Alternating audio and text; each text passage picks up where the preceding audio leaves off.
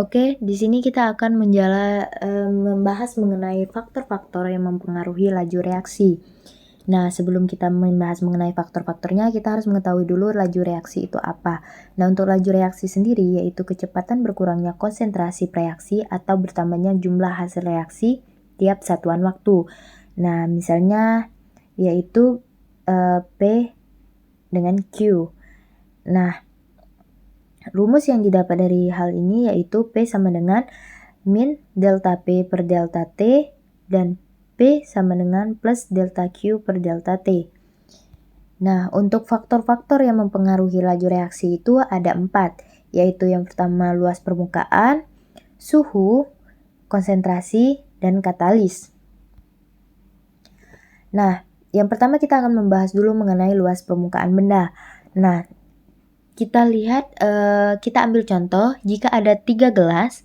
Untuk gelas pertama kita masukkan gula merah utuh, gelas kedua gula merah butiran, gelas ketiga gula merah kepingan, maka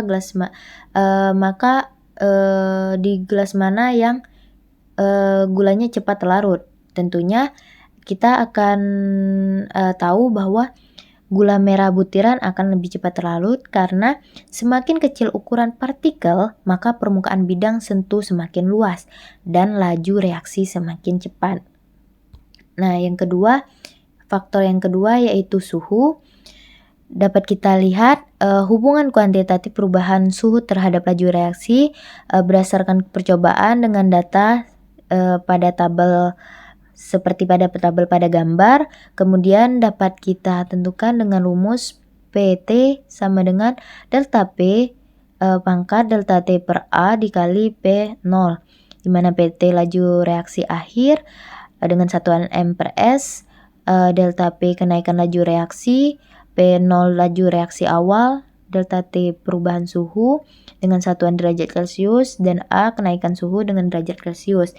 Nah, dari konsep suhu ini sendiri yaitu konsep dari faktor suhu ini sendiri yaitu semakin tinggi suhu, semakin cepat gerakan partikel dalam larutan, maka kemungkinan partikel bertumbukan semakin besar, lalu laju reaksi semakin cepat. Yang ketiga yaitu konsentrasi. Nah, seperti kita lihat terdapat 2 tabung Erlenmeyer di mana tabung yang pertama yaitu berisi HCl 0,2 molar dan tabung kedua berisi HCl 1 molar. Nah, konsep dari konsentrasi ini yaitu konsentrasi lalu terjadi tumbukan kemudian terjadi laju reaksi.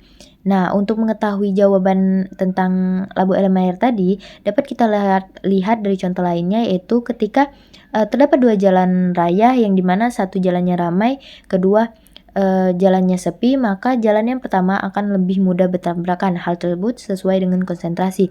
Nah, dapat kita jawab yaitu jawaban yang benar adalah labu Erlenmeyer pada HCl 1 molar. Nah, konsepnya sendiri yaitu semakin besar konsentrasi, semakin pekat suatu larutan, maka semakin banyak partikel, semakin banyak kemungkinan terjadi tumbukan, lalu laju reaksi semakin cepat. Nah, kemudian faktor yang keempat yaitu katalis. Nah, konsep dari katalis sendiri yaitu semakin banyak katalis, maka energi aktivasi EA semakin turun. Kemudian tumbukan efektif lebih sering terjadi dan laju reaksi semakin cepat. Contoh soalnya sendiri yaitu sebagai berikut. Nah, contoh soalnya yaitu gambar berikut merupakan reaksi antara 10 ml larutan N2S2O3 dengan 10 ml larutan HCl dengan konsentrasi yang berbeda dan suhu yang berbeda. Tentukan laju reaksi yang hanya dipengaruhi suhu terdapat pada tabung reaksi.